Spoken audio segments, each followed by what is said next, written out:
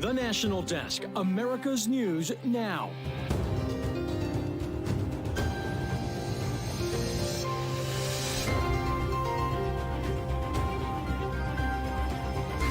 We're now very close, very close. We could bring some of these hostages home very soon. Ceasefire talks ramp up in the Middle East, but Israeli military efforts are far from over. And a bombshell penalty in the world of cryptocurrency as the Department of Defense cracks down on new forms of money laundering. Using new technology to break the law does not make you a disruptor. It makes you a criminal. Then a new threat has emerged for our furry friends, the latest on a mysterious illness impacting dogs across the country. This is the National Desk, America's News Now. I'm Amira David.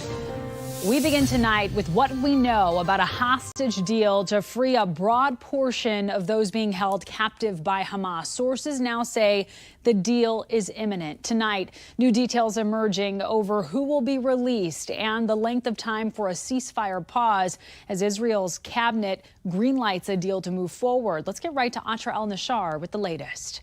The world is waiting for confirmation from Israeli Prime Minister Benjamin Netanyahu that his government has agreed to a deal with Hamas to release some of their hostages, likely women and children, a group that may include 3-year-old Abigail Idan, who has both American and Israeli citizenship. When I think about that on Friday is Abigail's 4th birthday, and that she should be home with her family and with her sister and brother, and she isn't right now. All of this comes as the Israeli government faces growing calls for accountability.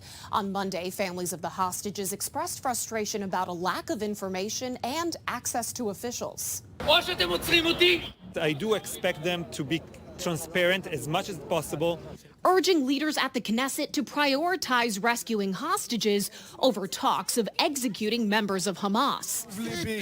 Maybe instead of talking about the dead, talk about the living.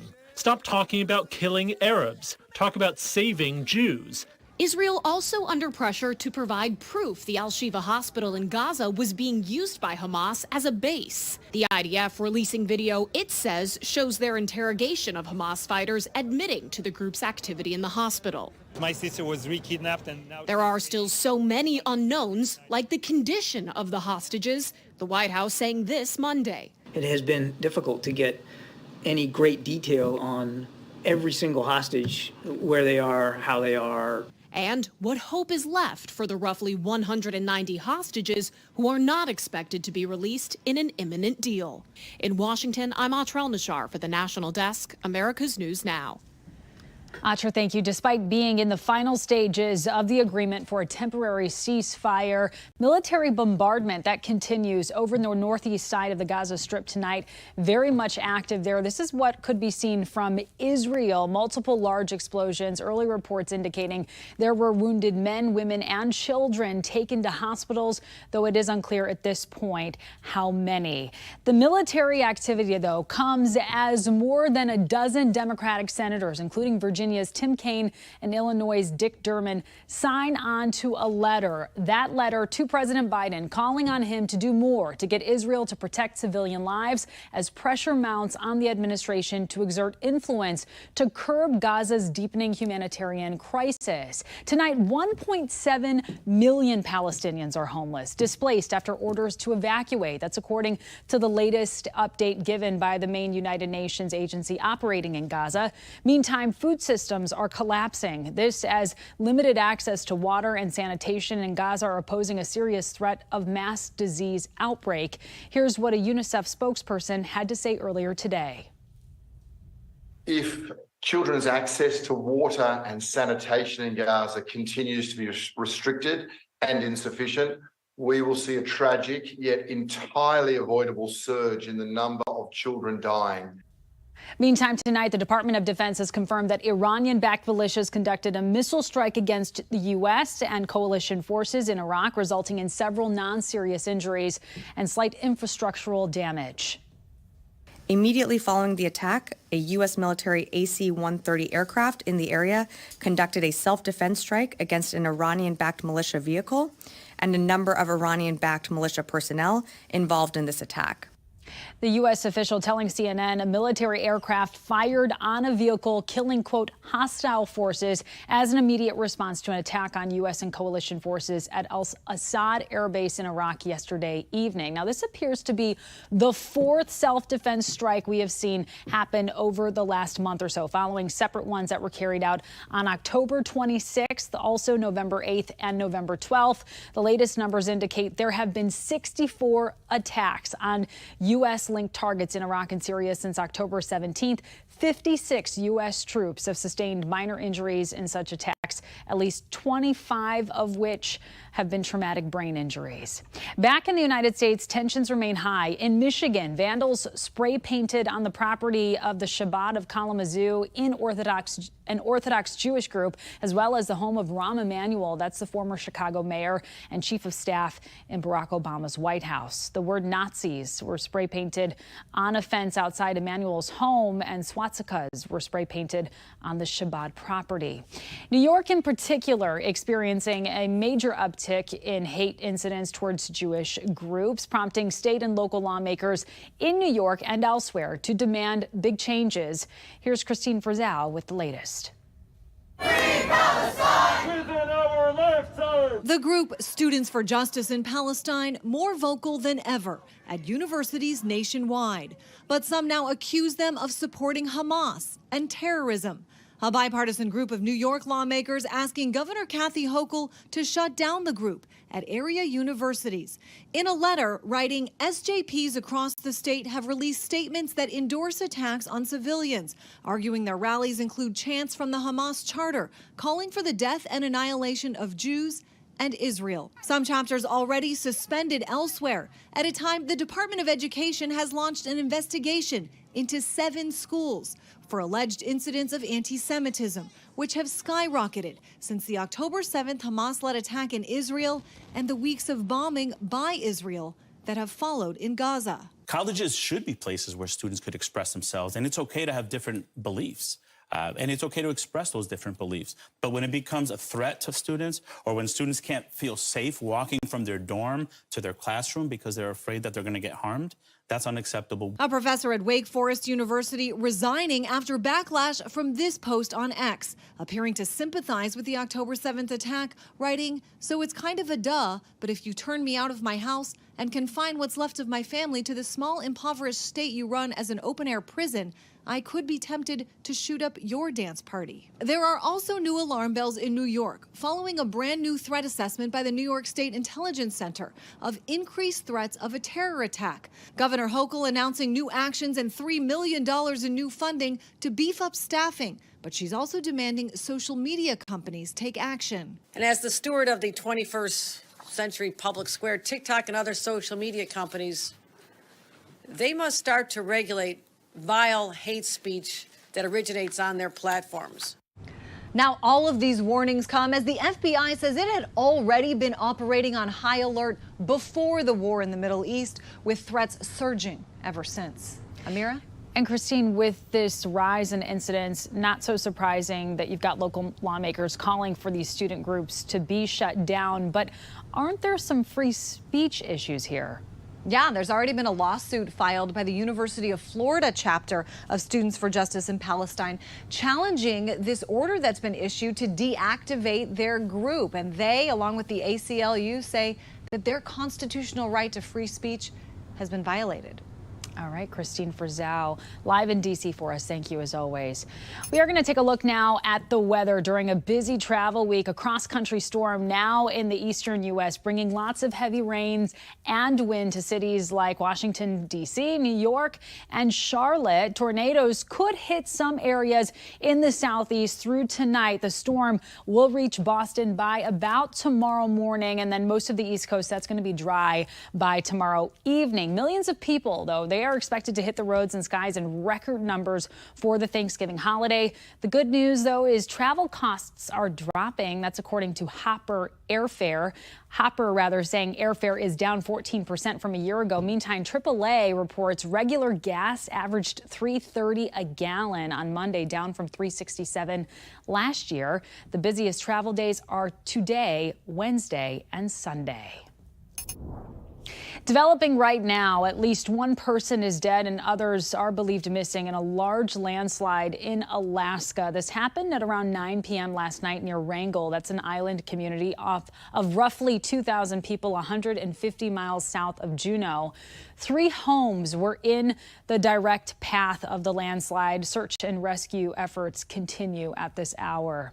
This as the Coast Guard works to clean up and around millions of gallons of crude oil that leaked into the Gulf of Mexico near a pipeline off the Louisiana coast, posing a threat to endangered species.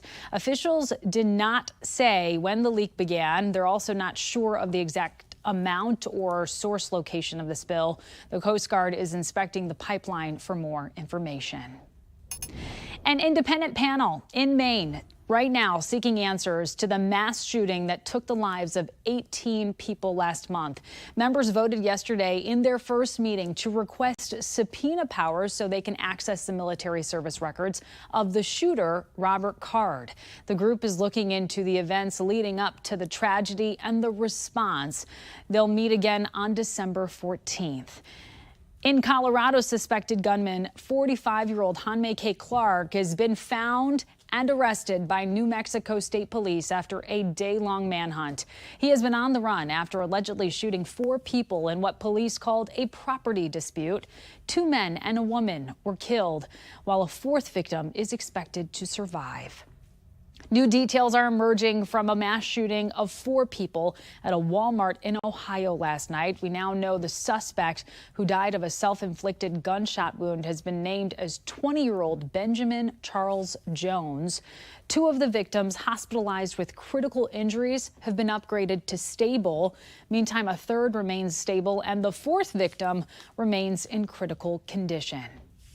Los Angeles police, they need help identifying 17 people in a flash mob after they stole about $12,000 worth of merchandise from a Nike store over the weekend. LAPD posted this video where you can just see them filling up trash bags and grabbing clothing while customers watched in shock. There were 4 females, 13 males ages 15 to 20. One thief was wearing a sweatshirt with the words "Rituals of the Spirit."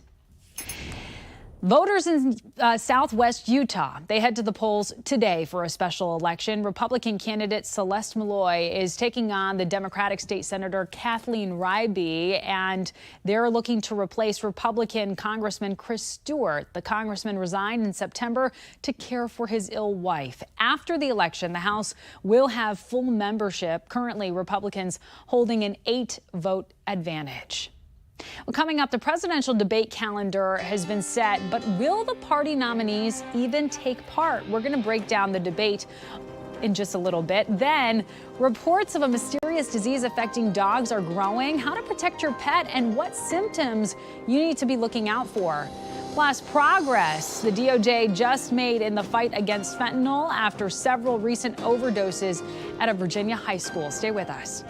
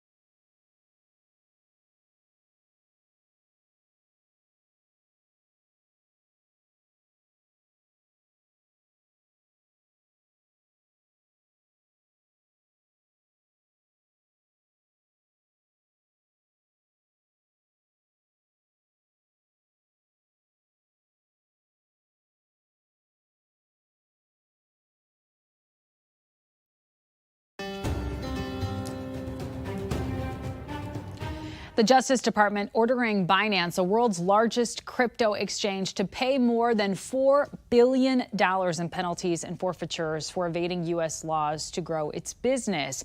This comes as Binance CEO Changpeng Zhao, also known as CZ, has pleaded guilty to failure to maintain an anti-money laundering program. Going forward, Binance will be subject to a monitorship and must meet reporting requirements and file suspicious activity reports. Now, if you think you're seeing fewer presidential debates, you're not wrong. There have been none for Democrats this primary process, and Republicans, they seem poised to possibly skip the debates for the general election next fall. Why and what exactly does that mean for you, the voter? The National Desk's chief political correspondent, Scott Thuman, explains. Could those on-stage stare-downs between presidential contenders be scrapped in the near future? This week, the schedule for 3 general election debates between the eventual nominees was set, though it's unclear if they'll actually happen. Will the president participate in it? I would refer to the campaign on that particular question. While that's for the general election, President Biden already balked at the idea of primary debates, choosing to all-out ignore Marianne Williamson and RFK Jr., who, partially for that reason, switched from a Democrat to an independent.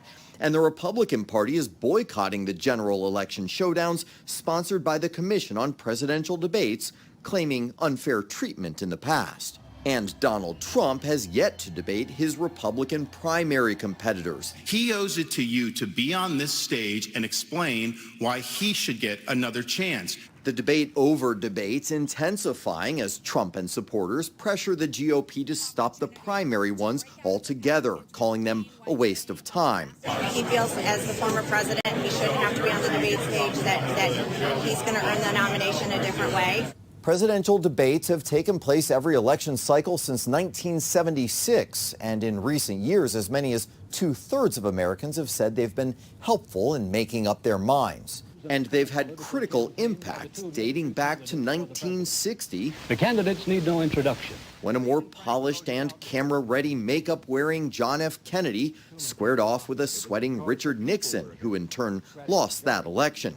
But as they rely instead on the bully pulpit, podcasts, or carefully curated TV appearances, those vying for your vote seem less interested in facing their opponents head-on and possibly leaving the podiums without an eventual president behind them. In Washington, Scott Thuman for the National Desk. Scott, thank you. U.S. home sales are at their lowest in 13 years and could soon see their worst year since the year 1993. Sales falling to an adjusted rate of 3.79 million, down almost 15% from where we were a year ago. That's according to the National Association of Realtors. High prices and mortgage rates plus low inventory were the main reasons for that. The only region where sales did not drop was the Midwest. Well, get your shipping done before the holidays because the post office is raising some of its fees. Prices for Ground Advantage, Priority Mail, and Priority Mail Express will increase between 5.4 and 5.9%, taking effect on January 21st of next year. They also are looking to raise prices for post office box rentals and international mail services, but they need approval by the Postal Regulatory Commission, and new rates have not yet been announced. A mystery illness continues to spread among dogs in different parts of the U.S. It's an infectious respiratory disease reported in Oregon, Colorado, Illinois, and New Hampshire so far. In some rare cases, it has turned deadly. Dog owners should look for symptoms like coughing, sneezing, eye or nose discharge. Vets recommend keeping your pet away from unknown dogs and from water bowls that multiple dogs share. Meantime, one person is dead as a listeria outbreak in fruit hits several states. We now know there have been at least 11 cases of listeria reported in 7 states. HMC Farms has recalled peaches, plums, and nectarines sold between May 1st and November 15th of this year and of the year 2022. If you have any of this fruit, throw it away immediately and clean any of the surfaces and containers the fruit may have come into contact with. A warning as we move into the holidays. More strokes occur between November and February than any other 4-month stretch of the year. Medical reporter Liz Bonas shares a few of the early warning signs. Hey there, everybody. Hello to you. It is the holiday time where we eat, drink, and be merry, but providers at Ohio's Mayfield Brain and Spine say that's also a time when you could have a stroke, and you may not know some of the early warning signs. Dr. Andy Ringer is a neurosurgeon who says lots of us know the usual symptoms for stroke or injury to the brain. But we asked him about the symptom stroke survivor Chris Tomlin recently told us about. It happened very strangely. I was home with my wife, and she asked me to, she said, I just sent you a text. Can you do some things today? And I was like, absolutely, some chores around the house. I looked at it, and I said, Laura, I can't read this. She was like, what do you mean you can't read it? I said, I literally can't read it. It's all of the letters had turned into triangles and squares. I couldn't read any of it. And so we went to the emergency room, and I had suffered a stroke. I suffered an ischemic stroke. What he's noticing is when he looked at the screen, he couldn't interpret the screen. That tells us that he's having a visual field disturbance, and that can indicate some acute event in the brain, whether it be a seizure or a stroke or something like that, but it's something that requires urgent attention. So recognizing that falls into one of our stroke awareness pieces that we give to the public, which is the B FAST, balance and eyes being the B and the E. So when your vision is off or your eyes are not able to move except to one side, or you can only see to one side, that's part of the E for the B FAST, and be aware that that might be a stroke warning sign. Now, here's the American Heart Association's Be Fast, as he mentioned. It is, if anything's off in the balance, eyes, face, arms, and speech, it is time to call 911. We have a link for more information inside the story. I'm medical reporter Liz Bonas. Back to you. All right, Liz, thank you. And coming up, why an Ohio man used a can of black spray paint and a 9-inch roller to deface his own home. That's after the break.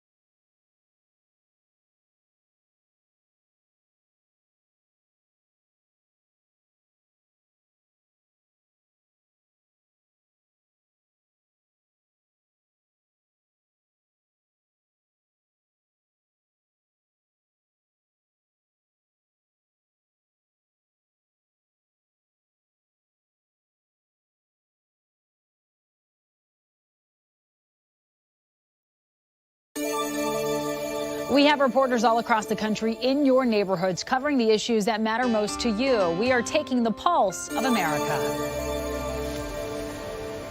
Fentanyl is the greatest threat to Americans today. On Monday, the U.S. DOJ, DEA, and local law enforcement announced that 14 people from the D.C. region have now been arrested related to a fentanyl supply chain stretching from California to Washington, D.C. This fentanyl distribution conspiracy, which started with pills sourced from Mexico and spanned across the United States, would not have been possible without Instagram. Investigators said they seized more than 1 million pills involving fentanyl in the D.C. region. This comes as 9 student overdoses recently happened in Loudoun County involving students at Parkview High School.